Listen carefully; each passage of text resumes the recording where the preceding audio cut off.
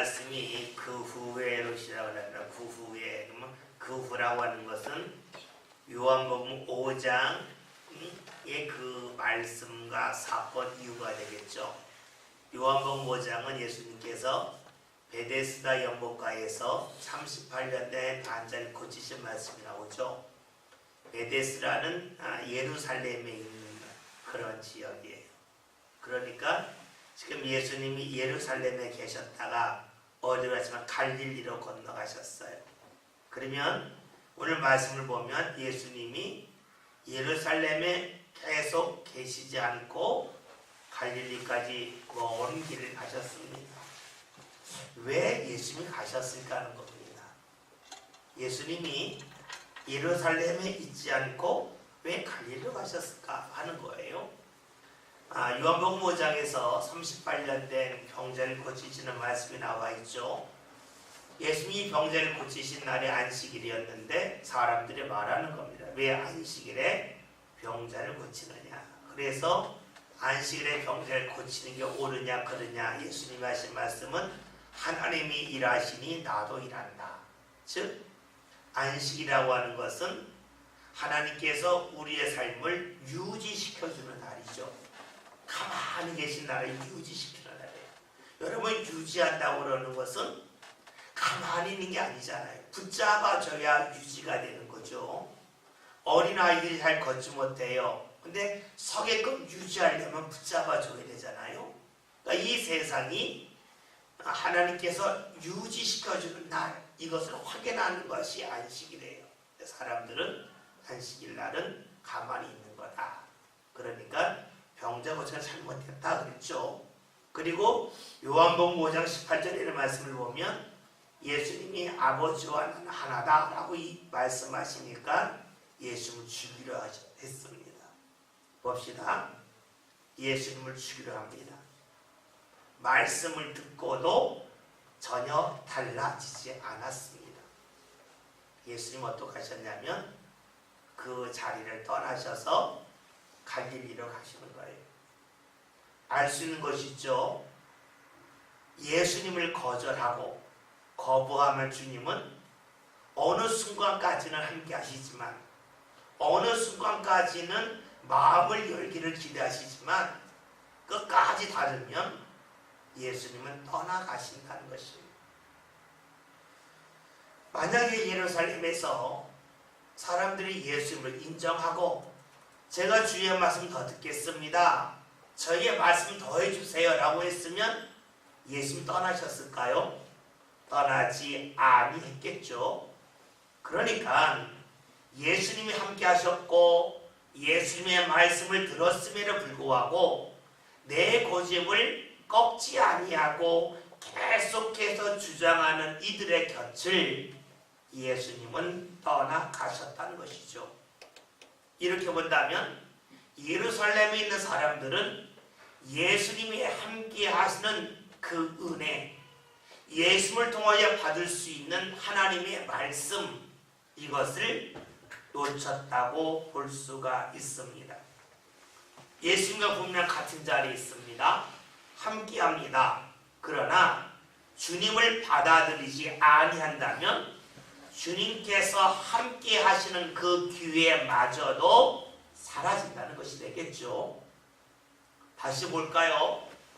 우리 눈에 예수님이 보이지 않습니다. 그러나 오늘 우리들에게 주의 말씀이 임합니다. 말씀이 임하는데 이 말씀을 들었음에도 불구하고 내 고집을 계속해서 앞세우면서 꺾지 아니한다면 주님께서 내게 주시는 말씀이 계속 임할까요? 말씀이 떠나갈까요?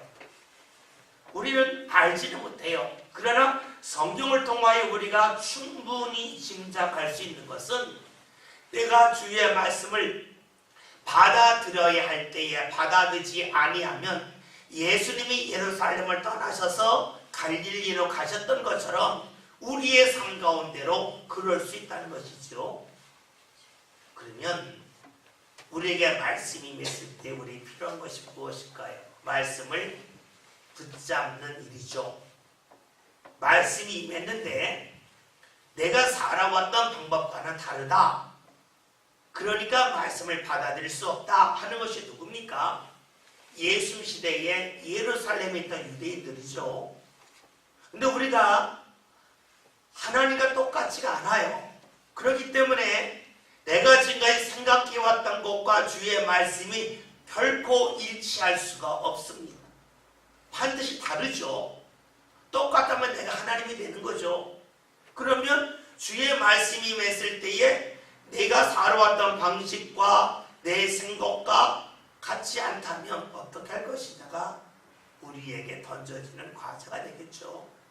그 속에서 우리가 말씀을 붙잡고 나를 버리고 나간다면 주의 말씀은 계속해서 임할 겁니다. 말씀이 임한다는 것은 다른 말로 하면 주의 이끌림이 있다는 것이 되겠죠. 우리가 잘 아는 창세기 12장이라는 말씀을 보면 아브라함이 약속의 땅에 들어갔는데 어떻게 들어갔는가? 말씀을 따라갔다. 말씀을 따라가라고 했더니 약속의 땅에 이른 거예요. 하나님께서 오늘 우리들에게 주시는 은혜, 또 다른 말로 하면 약속의 땅 어떻게 들어갈까요? 말씀을 따라갈 때죠. 말씀을 따라가려면 먼저 말씀이 임해야 말씀을 따라갈 거 아니겠어요? 그러나 말씀이 임한다 할지라도 그 말씀을 내가 알고 있는 상식 그리고 내가 살아왔던 삶의 방식을 앞세운다면 유대인처럼 말씀을 거절할 거예요. 그러면 예수님이 예루살렘을 떠나서 갈릴리로 가셨던 것처럼 우리 삶 가운데 주의 말씀이 임하지 않고 주님의 침묵이 나타날 수가 있습니다. 우리가 신앙생활을 하면서 이렇게 질문하는지 몰라요. 하나님이 우리를 어떻게 외면하시겠냐? 외면하진 않아요.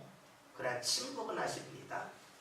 여러 번 말씀드립니다면서도 창세기 16장에서 아브라함이 자신의 아내 사라의 몸종인 하갈과 동침을 해서 이스마엘을 낳았죠. 그때 나이가 86세였더라.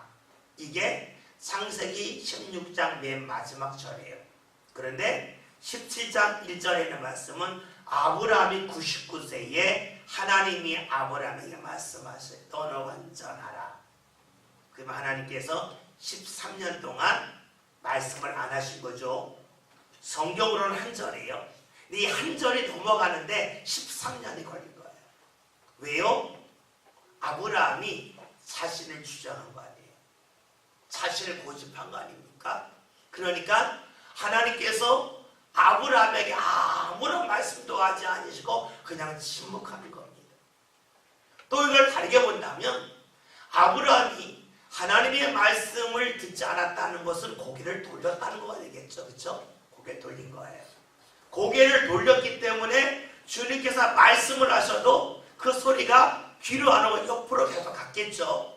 그리고 아브라함 중심으로 보면 아브라함이 다시금 하나님의 말씀을 듣게 고개를 돌리기까지 13년이 걸렸다고도 볼 수가 있어요. 우리가요 넘어질 때가 있어요. 넘어지면 상처가 생기잖아요. 상처는요 순식간에 생기는 겁니다.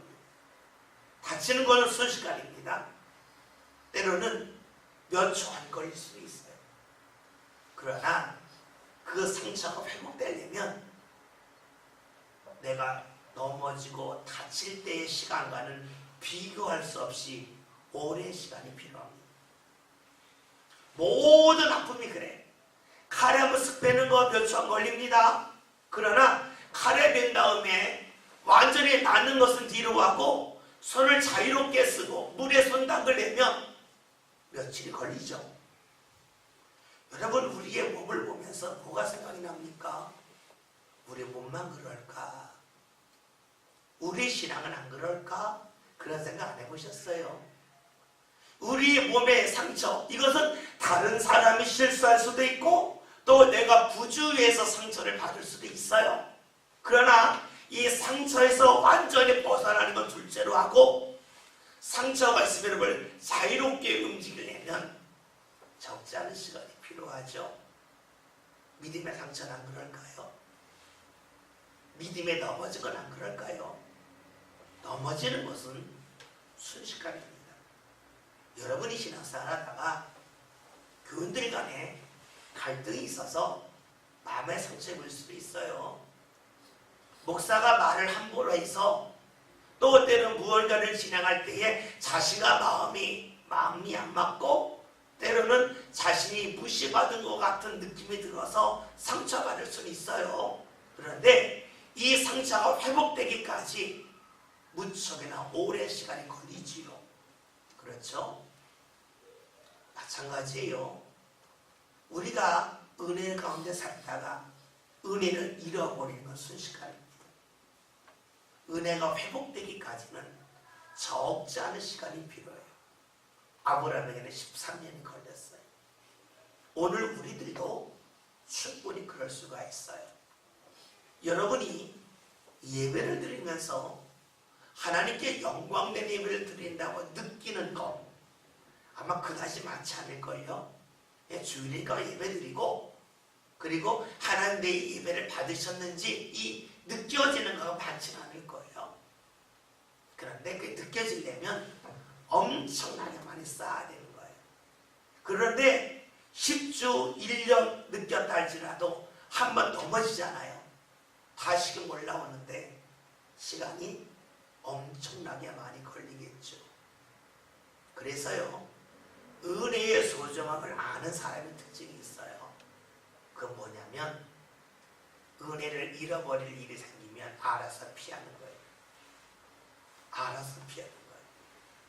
우리가 아주 그냥 흔히 하는 말로 똥이 무서워서 피하냐 더러워서 피하지 그 말 있죠. 마찬가지예요. 내가 능력이 없거나 말할 줄 몰라서 피하는 게 아니에요. 그거 하고 나면 내가 지금까지 쌓아놓았던 수많은 은혜가 무너지는 건 알아요. 상처인 건 알아요. 이 상처가 회복되려면 얼마나 많은 수고를 해야 하는지도 알아요. 그러니까 그냥 머릿속에서 딱 들어오는 거죠. 이거 내 성질대로 하면 당장은 속 시원한데 후유증이 너무 크다 하는 걸 알아요. 그러면 멈추는 거예요. 그런데 그걸 모르면 어떻게 될까요? 그냥 나가는 거예요. 내 성질대로 나가고 내 감정대로 나가는 거예요. 여러분이 아무리 열심히 신앙생활을 한다 할지라도 목사가 100% 마음에 들 수가 없어요. 교회가 내 마음에 딱 들 수가 없어요. 내가 나를 바로 마음에 안 들고 내가 키운 자녀로 내 마음에 안 드는데 어떻게 교회가 그리고 목사가 내 마음에 들겠어요? 좀 더 강하게 말하면 하나님이 내 마음에 드냐는 거예요. 안 들죠. 왜요? 내가 원하는 거 안 주니까 마음에 안 들어요. 그러나 마음에 안 든다고 해서 내 것을 폭발하면 어떻게 될까요? 그때는 상처를 입는 거예요. 상처를 입게 되면 그것이 회복되기까지 무척이나 오랜 시간이 걸립니다. 때로는 시간이 회복되는 게 있어요. 회복이 안 되는 게 있죠. 오늘 어떤 기사를 봤는데 어떤 분이 자전거를 타고 가다가 큰 개가 있었나 봐요. 근데 이 개를 좀 풀어놨나 봐요. 개가 하는 걸 보고 깜짝 놀라서 이렇게 멈추다가 쓰러졌대요. 쓰러졌는데 다리가 다쳤대요. 무릎의 연골, 여기 인대가 안 좋아졌는데 그게 크게 다쳐서 평생 장애가 됐다. 그래서 이 개 주인이 뭐 6,800만 원인가 700만 원, 7천만 원을 물어주라는 판결이 됐대요. 왜냐면 이분이 월 한 400몇만 원을 벌었는데 장애가 생겨가지고 일을 못한다는 거예요. 여러분, 넘어졌을 때에 그냥 며칠 지나면 나는 게 있지만 평생 가는 게 있어요. 신앙도 그래요. 신앙도 달리다가 넘어졌을 때에 그것이 회복될 때도 있지만 죽을 때까지 회복 안 될 수도 있어요. 그래서 우리가요, 하나님의 은혜가 얼마나 소중한지 이것을 입으로 말하는 게 아니라 내 삶으로 느끼기 시작하면 어떡할까요? 참을 줄 알아요. 멈출 줄 아는 거예요. 여러분이 아무리 화가 나도 집에서 물건을 던진다 할지라도 비싼 거 안 던지죠. 던질 순간에 그냥 확 들어오죠. 그릇 던질 수도 있어요. 그래도 어떻게 해요? 버릴 그릇 던지겠죠. 정말로 좋은 도자기도 안 던질 거 아니겠어? 제정신이 확 나가지 않는 이상. 마찬가지예요. 참을 줄 아는 거예요. 그래서 우리가 하나님의 은혜가 귀하다고 하는 것은 내가 일하는 것보다 하나님의 도우신 게 크다는 말도 되겠지만 하나님의 은혜는 내가 수고한 것과는 비교할 수 없다는 걸 알아요. 그래서 참을 줄 아는 거예요. 그래서 때로는 그냥 잊게 해달라고 기도하는 거예요. 우리가요 무언가 잘못된 거 있을 때에 그거 안 보일까요? 안 보일 때 좀 보일 때도 있어요. 근데 보이는 대로 어떻게 하는 거예요? 그거 하고 나면 내가 넘어질 것 같은 걸 알아요. 그러면 참는 거예요. 그게 뭐예요? 하나님의 은혜가 귀함을 아는 것이에요. 그래서 우리 믿음의 성도들이 하나님의 은혜를 사모하는 마음이 이 마음 속에만 있지 않고 이것이 삶 가운데 느껴져서 내가 이걸 멈춰야지, 이건 내가 참아야지, 이게 자연스럽게 나오면 좋겠어요. 뭐든지 하나님 앞에서 은혜가 제일 소중함을 잊지 마세요. 주님이 예루살렘을 떠나셔서 갈릴리로 가셨어요. 오늘 우리의 삶 가운데 함께 하시던 주님이 내 곁을 멀리 떠나가서 말씀을 안 하실 수 있고, 내가 주님과 멀어져서 아무리 주님이 말씀하셔도 말씀이 안 들릴 수가 있어요. 그러면 아브라함대로 한다면 말씀을 따라갈 수가 없어요. 고향을 떠났어요. 아버지 집은 떠났어요. 그러나 약속의 땅에 못 가는 거예요. 말씀 따라가지 못하니까. 안 들리면 어떻게 따라가겠어요? 오늘 말씀을 보면 예수께서 디베라 갈릴리 바다 건너편으로 가시며 디베라라는 말이 나와요. 이 디베라라고 하는 것은요, 갈릴리 호수를 다른 말로 표현합니다. 이 갈릴리 호수가요 굉장히 커요. 제가 이렇게 아마 16km 정도 될 거예요. 이 폭이. 이 갈릴리 호수를 차로 한 바퀴 팍 도는데 거의 40-50분이 걸리니까 엄청나게 큰 데죠. 그래서 마태, 마가, 누가복음에서는 갈릴리 호수라고 주로 표현을 해요. 그런데 마태복음 14장에서는 예수님께서 물 위를 걸어오셨다라는 말씀도 있죠. 그런데 이 갈릴리 호수를 요한복음에서는 디베라 바라라고, 디베라라고 하는 것은 원래는 티베리우스예요. 한글로 표현할 때에 디베라라고 했어요. 그래서 지금도 그 지역 이름을 티베리아스라고 그래요. 근데 이 티베리아스는 뭐냐면 로마 황제 이름이에요. 그러니까 로마 황제의 이름을 따서 이 호수를 디베라 바다라고 불러요.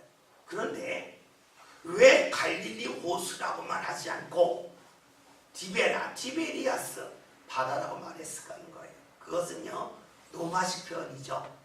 그러면 알 수 있는 것이 있어요.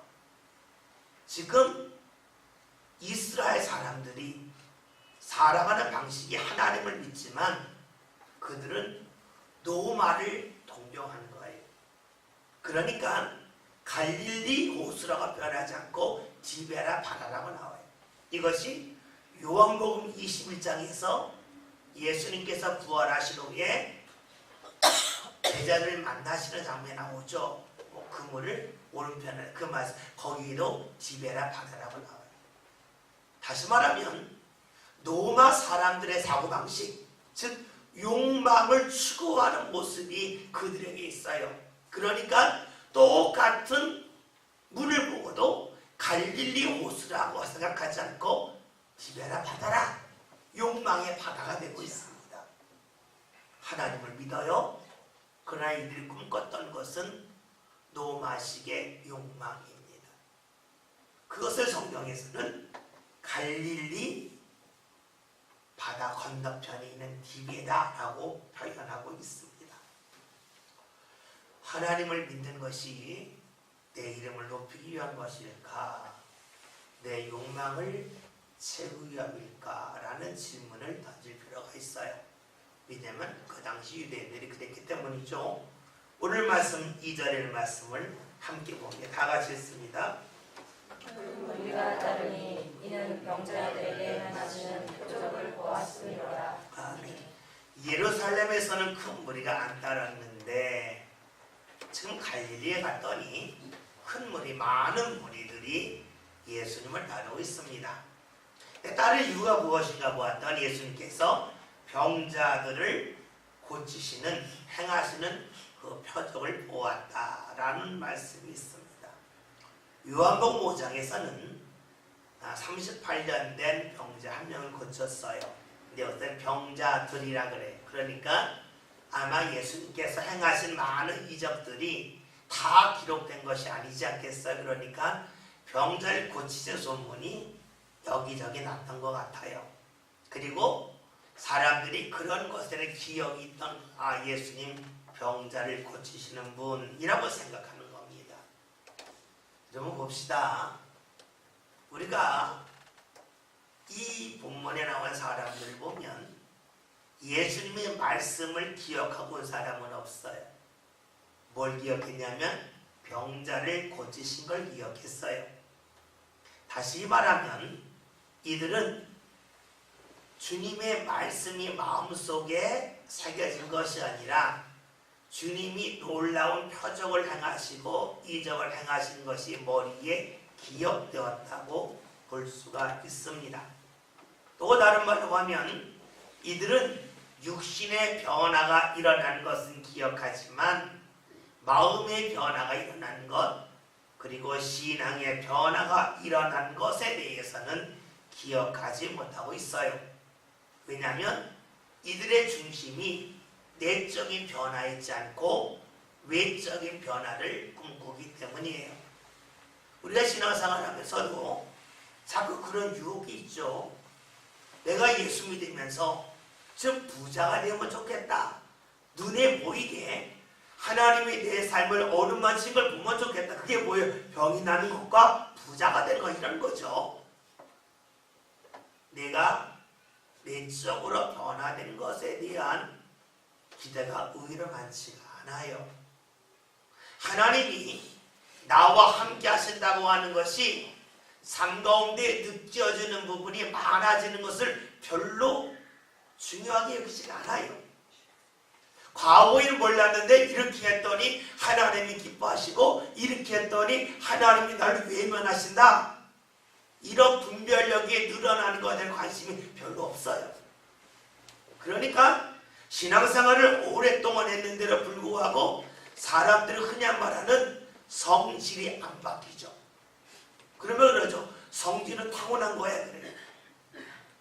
타고나죠. 타고났다고 안 바뀔까요? 타고나서 안 바뀐다면 고백해야죠. 나 천국 안 가야죠. 죄인으로 태어났으면 죄인으로 죽어야죠. 그렇잖아요. 근데 우리는 죄인으로 태어났지만 예수를 통해서 의인이 되어서 천국 가길 원한다 믿고 있어요. 그거는 변화되기를 믿어요. 소망이에요. 그런데 성질은 바뀔 수 없다 생각해요. 안 바뀔까요? 바뀌어요. 어떻게 바뀌냐? 매운맛을 보면 바뀌어요. 매운맛을 보면. 근데 매운맛이라고 하는 것은요, 내가 주의 말씀을 들었는데 몸이 아프고 다쳐서 보는 매운맛, 그러면 주님을 기억할까요? 잠시 기억합니다. 짤막하게 기억합니다. 왜냐하면 사람은요, 적응력이 기가 막히게 뛰어나요. 여러분들이 지금 우리나라에 살고 있지만 추운 나라가 살려고 그러잖아요. 1, 2년은요 못 견딥니다. 3, 4년 돼봐야 잘 살아요. 더운 건 못 견딘다는 분 있죠. 더운 나라 살아봐요. 몇 년 지나면 다 적응합니다. 내가 몸이 건강한데 몸이 아프면 못 살 것 같죠? 아파봐요. 다 적응합니다. 오른손 쓰지 못한 사람이 있었어요. 그러면 잘 삽니다. 잘 걷지 못했던 사람이요 쩔 헉헉거리면서 결국 삽니다. 맨 처음만 힘들지요. 어느 정도 다 적응해요. 물질도 그렇고요. 건강도 그래요. 그러니까 내가 신앙생활하다가 잘못해서 몸이 얻어맞았어. 그래서 깨닫을까? 깨닫는 분도 있지만은요. 다시 되돌아서 높아요. 그건 매운맛이 아니에요. 뭐가 매운맛이에요? 아브라함이 경험한 게 매운맛이에요. 주의 말씀이 임하다가 임하지 않는. 그러니까는요. 창세기 16장에서 아브라함이 86세죠. 17장에서 어떻게 돼요? 99세. 18장에서 99세예요. 20장에 가서도 99세예요. 21장에 가서 사라가 아이를 낳아요. 그게 100세예요. 매운맛을 보고 나서요. 아브라함에 관한 99세 때의 말씀이 3장이 나와요. 놀랍지 않아요?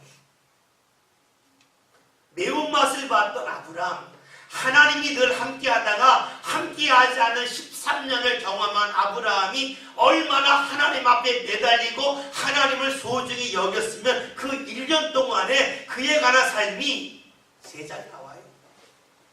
창세기 12장부터 시작되죠. 그리고 23장, 24장, 25장인가 죽죠. 그리고 24장에는 저기 관한 말씀이잖아요. 이삭이 아내 취하는 장면이니까 실질적으로는 22장의 마지막이요. 23장에서는요. 그의 아내 사라가 죽고 막베라고를 삶이 나와요. 그러니까 삶에 관한 말씀 22장이 끝이에요. 그런데 아브라함 175세 죽잖아요. 75세 부름을 받아서. 그런데 99세 때에 관한 말씀이 창세기 12장부터 엄밀히 말하면 22장 11장인데 그 중에 1년이 3장이에요. 왜 그랬을까요? 매우만 본 거예요. 하나님 은혜를 경험하다가 하나님의 은혜가 사라진 걸 경험한 거예요. 여러분 매운맛을요. 몸을 얻어맞았어. 사업하다가 안 돼. 그게 매운맛이 아니에요. 그건 다시 금세 적응해요. 매운맛은요. 주님의 은혜가 어느 날인가부터 안 느껴지는 거예요. 여러분들이 교회 나오다가요. 즐겁게 나오다가 어느 날인가부터 교회 올 때 웃음 사라진 적 있으세요? 사라졌는데 그것에 대해 무감각하게 지내는 분도 있을 거예요. 그게 뭘까요? 매운맛을 보는데 매운지 모르는 거예요. 이게 맞는지 모르겠는데요. 매운 것을 잘 먹는 사람들의 특징이 있더라고요. 냄새 잘 못 맡더라고요. 우리 지방에 정말 매운 거 좋아하시는 목사님 계세요. 그분 무조건 청양고추 먹더라고요. 근데 맞더니 냄새가 잘 안 난대요. 그래서 제가 그럴 수 있겠다. 여러분 매운맛을 봤는데도 그 매운맛을 느끼지 못하는 것, 그게 안타까움이죠. 매운맛을 보고 알면 돌이키는데 그걸 모르는 거예요. 여러분들이 하나님 앞에 나왔는데 어느 날인가부터 기쁨이 없다. 문제예요. 어느 날인가부터 목사가 별로 보기가 싫어져. 말씀을 듣는 대로요. 집중이 안 되고 자꾸 흩어져요. 여러분 이게 뭐예요? 내가 이미 매운맛을 보고 있는 거예요. 근데 그거를 느끼면 다행인데 못 느끼면 문제가 되겠죠. 제가 이번 주 지난 주일날 예배 너무 힘들었어요. 설교가 너무 힘들었어요. 그래서 설교 마치고 하나님 제가 설교 너무 못한 것 같아요. 너무 못한 이런 마음이 드는 거예요. 왜냐하면 설교 시간 내내 제가 너무 힘든 거예요. 마이크의 문제가 아니라 전화하면서 너무너무 힘든 거예요. 그런데 이제 월요일 날 다시 영상을 틀어놓고 다시 타이핑을 이렇게 하잖아요. 근데 영성으로 죄송합니다 줬는데 못하지 않았더라고요. 근데 뭐가 다르냐면요. 영상에서는요 목소리가 들려요. 예배의 느낌이 없는 거예요. 이해되시죠? 느낌은 뭐예요? 마주침 속에서 느낌이 있잖아요. 근데 그 그 영상에서는 목소리가 또렷하고 분명해요. 그러니까 영상으로만 보면 제가 설교하는데 힘들다는 생각이 전혀 안 들어요. 전혀 힘든 게 아니에요. 영상으로 보면. 근데 저는 너무 힘들었어요. 왜 힘들었을까요? 그거는 분위기가 뭐가 안 맞았다는 거가 되겠죠. 그렇죠? 제가 기도가 부족할 수도 있고, 또 여러분들이 말씀을 들을 때에 목사는 말씀을 따라오도 교인들을 보고 갑시다 하는 건데, 교인들이 와 갑시다 하면은 쉬운데 뭐 이렇게 막 가기 싫은데 꼭 가야 되나 이런 마음의 상태라면 하나님 앞으로 말씀을 쭉 나가는데 힘들겠죠. 그렇죠? 여러분들은 안전 입장이고 저는 앞에서 하나님 같이 나가는 입장이잖아요. 그러니까는 앉아 계신 분은 잘 모를 수 있어요. 저는 너무너무 힘들었어요. 근데 영성으로 봤더니 영성으로는 전혀 힘들지가 않더라고요. 그래서 이게 도대체 뭔가 그랬습니다. 여러분, 주님께서 우리와 함께 하실 때의 특징은 기쁨이에요. 그리고 예수 말씀하신 것처럼 내 짐은 쉽고 가벼웁니다. 그러니까 가장 좋은 예배, 하나님께서 바르신 반 예배 특징이 뭘까요? 제가 예비하고 말씀을 전할 때에 가벼워야 정상이죠. 그게 하나님이 가장 원하시는 모습이겠죠. 쉽고 가벼움이니까. 근데 무겁더라고요. 사실 너무너무 힘들었어요. 그러면서 사실 이번 주에는 영성 카이팅하기 싫다. 이 정도 마음까지 들었어요. 근데 영성으로 봤더니 아니에요. 제가 아마 기도가 많이 부족했던 것 같기도 하고, 또 한편으로는 우리 교인들 마음속에서 하나님을 향한 은혜의 사모함, 이것이 그려질 수 있고, 또 때로는 하나님이나 혹여나 교회나 목회자에 대한 마음이 예전 같지 않을 수도 있을 거예요. 저는 우리 교회가 예배할 때에 느껴지는 예배가 되었으면 좋겠어요. 느껴지는 오늘 예배했는데 하나님이 함께 하시는구나. 정말로 가볍게 해주시는구나. 나를 끌고 가시는구나. 그런데 지치지가 않네. 힘들지가 않네. 그럼 얼마나 좋겠어요. 혹여나 오늘 저와 여러분 신앙생활 하면서 어떤 마음이나 어떤 생각 때문에 멈칫멈칫하거나 주저주저하거나 이런 모습이 없으면 좋겠어요. 잊지 마세요. 우리가 하나님 앞에 11조 하잖아요. 11조 하려면은요 20일을 한다고 주 5일째 근무한다고 하는데 이틀을 일해야 될 거예요. 그걸 하나님 앞에 드려요. 하나님께 영광 돌리려고, 하나님의 은혜 받으려고 그만큼을 드려요. 엄청나게 많은 걸 드리는 거예요. 안 믿는 사람들이 볼 때는 이해할 수 없는 일이에요. 그렇게 많은 것을 드렸음에도 불구하고 하나님의 은혜를 소중히 여기지 않아서 하고 싶은 마음 하고 갖고 싶은 마음 마음껏 갖고 펼친다면 그거 엄청난 손해보는 거가 되겠죠. 좋은 물건에는 스크래치 하나만 나도요 가게에 뚝 떨어져. 언젠가 한번 아울렛 매장을 간 적이 있어요. 아울렛 매장을 갔는데 명품점이 있더라고요. 그래서 구경하고 싶잖아요. 그래서 가서 딱 봤더니 뭐 그래 그런 가방이 있어 지금 만져보려고. 솔직히 왜 이렇게 비싼가 궁금하잖아요.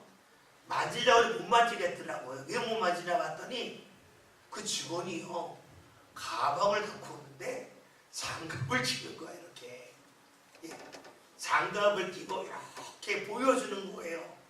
그러면서 가방을 보여주다 집어넣는 대로 다시 장갑을 이렇게 하더라고요. 근데 제가 그거 어떻게 만져요? 직원이 장갑 끼고 이렇게 하더라고요. 혹시 보셨어요? 궁금하면요 롯데나 현대백화점 가가지고요 명품 파는 데 가서 이렇게 만져보려고 못 만져요. 직원들이 장갑을 끼고 와가지고 이렇게 빼보여줘요. 직원들이 만지다가 스크래치 나면 가격이 형편없이 떨어지는 거죠. 여러분 여러분 시장에서 물건 파는 거 보셨죠? 이게 막 만져보여. 이게 막 이게 놔둬 쑤셔놔도 아무 소리. 비싼 거는요. 장갑 끼고. 제가 그거 이 정도까지인가. 임선생 맞아요. 예?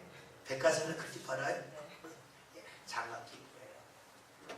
여러분 생각해 보세요. 우리가 하나님 앞에 드리는 헌신 적은 거 아닌데 거기에 스크래치 나면 안 되잖아요. 줄 가면 안 되잖아요. 백 하나 팔아도 그렇게 하고 허리띠 하나 팔아도 지갑 팔아도 비싼 거 그렇게 파는데 우리가 하나님의 은혜가 그렇게 귀하다고 믿으면서 거기에 스크래치 나고 줄 가면 어떡해요? 그 어떻게 참는 거예요? 참는 거예요. 저도 마찬가지가 되겠죠. 저도 여러분 솔직히 말하면 여러분이 저를 볼 때 100% 마음에 안 들죠? 다 드는 거 아니죠? 목사가 여러분을 볼 때 100% 다 마음에 들 수는 없겠죠? 그쵸? 그게 솔직한 거잖아요. 그런데 그거 다 말하면 어떻게 될까요? 잘못하면 이제 성질 나와요. 성질 내요. 성질 내면 알죠? 그 다음에 어떻게 돼요? 하나님이 함께하는 게 떠나는 거예요. 모세가 성질내다가 반석 2번 친 거 아니에요. 말 안 했는데 성질 나면 제가 저를 주셔버려요. 그러면 주의 은혜 잃어버려요. 우리 믿음의 성도들이요. 눈에 보이는 것 거기에 관심이 많은 실제로는 우리가 은혜를 받았다가 놓치는 것이 매운맛이에요. 그 매운맛이 우리에게 없었으면 좋겠고요. 혹여나 매운맛을 받는 대로 불구하고 그것을 잊고 살았다면 다시 한번 떠올려보세요. 내가 어느 순간에 하나님의 은혜를 놓칠 만한 일을 했는가. 그 일 때문에 내가 기도가 꺾이고 내가 하나님 앞에 헌신할 때에 기쁨이 사라지고 내가 왠지 하나님 앞에 나오는 것이 별로 달갑지 않게 느껴지는 그런 일이 없었는가 뒤돌아보세요. 있을 거예요. 그 매운맛이요. 반복되지 않도록 하는 게 중요해요. 그럴 때 우리는요. 정말로 외적인 변화를 추구하는 게 아니라 하나님을 경험하는 삶을 원하는 삶으로 살아갈 수 있기 때문에 그래요. 봅시다. 우리가 눈에 보이는 것을 기억하는 것이 나쁜 건 아니에요. 그러나 그 일을 통해서 과연 하나님이 어디로 이끌고 가시느냐 하는 게 중요하겠죠. 여러 번 말씀드렸어요. 우리가 방언을 한다 할 때요. 방언이 왜 중요할까요? 물론 고린도전서에서는 영으로 기도하고 마음으로 기도하는 말씀이 있어요. 그러나 아는 게 있는데 방언은 억지로 나오지 않죠. 그렇죠? 방언은 만들 수가 없죠. 왜요? 만든 것은요. 3분만 반복하면 반복이 안 돼요. 스스로 실증이 나고 짜증나서 못해요. 근데 하나님이 주셨기 때문에 방언은 몇 단어가 안 돼요. 잘 한번 세보세요. 몇 단어 안 되는데 3분, 5분, 10분에는 그다지 즐거운 줄 몰라요. 그러니까 만들어서 도저히 못해요. 그럼 방언을 통하여 생각한 게 뭐냐면 영어로 기도한다 생각할 수 있어요. 그러나 다른 한편 생각하면 하나님이 내 입술을 주관해 주시는구나. 성령이 임했을 때 특징이 내 혀지만 내가 원하는 대로 움직이지 않고 하나님이 원하시는 대로 내 혀가 움직여줄 수밖에 없구나 하는 걸 알겠죠. 이게 뭐예요? 성령께서 함께 하실 때에 하나님 이끌 때 일이죠. 그럼 우리가 방언을 한다 하지 못한다는 것이 단지 은사가 아니라 하는 차원에서 멈출 게 아니라 그래 하나님이 함께하면 내가 하고 싶은 말 하는 게 아니지. 하나님이 원하는 말을 하지. 그렇다면 내가 이 세상을 살아가면서 성령께서 나와 함께 하신다면 어떻게 될까? 내가 하고 싶은 말을 마음껏 하는 게 아니라 하나님이 하게끔 하는 말을 하겠지. 이게 맞죠. 그것이 뭐예요? 기도할 때 방언이 임하였다면 내가 기도하는 심정으로 살 때의 모습이 내가 원하는 말을 내 마음대로 하는 것이 아니라 주님께서 인도하는 말을 한다. 여기까지 생각할 수가 있겠죠. 눈에 보이는 것을 통해서 하나님께서 어떻게 우리를 이끄실지에 관한 하나님의 인도하심을 볼 수가 있을 거예요. 근데 많은 이들이 신앙생활 하면서 무언가 보면 나 봤어, 뭐 경험했어, 이렇게 사건으로 끝난다는 거예요. 방언 기도하는데 나 방언할 줄 알아? 나 할 줄 몰라? 이것만 생각하지. 하나님이 함께 하셨더니 내 혀지만 내 마음대로 움직이는 게 아니구나. 그렇다면 주님께서 내 입술을 주장하시면 내가 원하지 않는 말이지만, 생각할 수 없는 말이지만 주께서 행하게 하시겠지. 더 확대하면 주님께서 내 삶을 이끄시면 내가 하고 싶은 일만이 아니라 내가 하고 싶지 않은 일을 할지라도 그 일을 계속해서 할 수 있도록 이끄신다고 하는 하나님의 인도하심을 사모할 수 있지 않겠어요? 그리고 우리가 방언의 은사가 하나 임하고 임하지 않은 것을 가지고도 내 삶을 여러 가지도 확대해서 주님과 관계를 맺을 수가 있어요. 이것은 말씀을 볼 때는 마찬가지예요. 말씀을 볼 때에 어느 날 보이셨던 말씀이 다가왔어요. 그리고 이런 말씀이 있었나? 할 때가 있어요. 이 말씀 이런 뜻이네? 깨달을 때가 있어요. 그러면 어떻게 되겠어요? 내가 주의 말씀대로 살다 보면, 말씀대로 순종하며 살다 보면 지금까지 보이지 않았던 일을 주께서 보게 하시지 않겠는가? 여러분, 이것을 내가 원하고 소망한다면 우리의 신앙은 외적 신앙을 넘어설 수가 있어요. 그런데 말씀마다 깨달았어. 몰랐던 거 알았네. 여기서 멈춘다면 우리의 신앙은 엄밀하게 말하면 지식적인 신앙이 되겠죠. 내가 무언가 많이 안다고 자랑하는 신앙이 되겠죠. 하나님과 관계 있는 신앙이 아니라 사람들 앞에서 내 낯을 세우는 신앙뿐이 안 되겠죠. 눈에 보이는 하나님의 일들이 있어요. 그 일이 사건에서 멈추지 않고 하나님 앞에 가까이 갈 수 있는 그런 은혜의 통로와 기회가 된다면 우리의 삶은 하나님 앞에 더욱더 가까이 가게 될 것입니다. 예수님께서 행하신 일을 기록한 것이 복음서죠. 여러 번 말씀드립니다. 마태복음 16장에는 베드로의 신앙 고백이 있어요. 이 신앙 고백 후에 예수님이 행하신 이적은 딱 하나가 나와요. 그게 뭐냐면 예수님이 예루살렘에 들어가실 때에 맹인을 고치신 말씀이에요.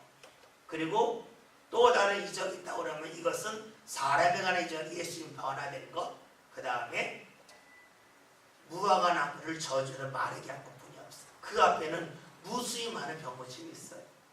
요한복음이 1장부터 21장까지 있죠. 예수님께서 요한복음에 7가지 이적이 나와요. 그 7번째 이적이 뭐냐면 11장에 죽은 나사로가 살아나는 거예요. 그 이후로는 이적이 없어요. 요한복음이 21장까지 되는데 가운데는 11장에서 이적이 딱 멈춰요. 주의 능력이 사라진 것일까요? 아니죠. 주님을 사람들이 믿지 못하니까 믿게끔 하려고 이적을 보여주신 거예요. 그러나 어느 순간이 되면 그것이 없어도 믿게 되죠. 그것이 무엇이냐면 주님께서 나중에는 이적을 거의 행하지 않으십니다. 그리고 부활로 보여주시죠. 여러분, 그래요. 우리에게 중요한 것은요, 무언가 눈에 보이는 변화가 자꾸만 나타나는 게 아니에요. 그것을 통해서 내 내적인 신앙을 잘 다듬는 거예요. 다듬었다고 하는 것은 아까 말씀드린 것처럼 나 자신이 울퉁불퉁했던 마음들, 올라갔다 떨어지는 마음들이 있죠. 화가 나기도 하고 기쁘기도 하고 이것이 평탄해지는 거예요. 그래서 참을 줄 아는 거예요. 멈출 줄 아는 거예요. 은혜를 놓치지 않기 위해서. 그런 신앙의 단계로 우리가 나아갈 때에 우리의 삶은 하나님을 경험하는 삶이 될 거예요.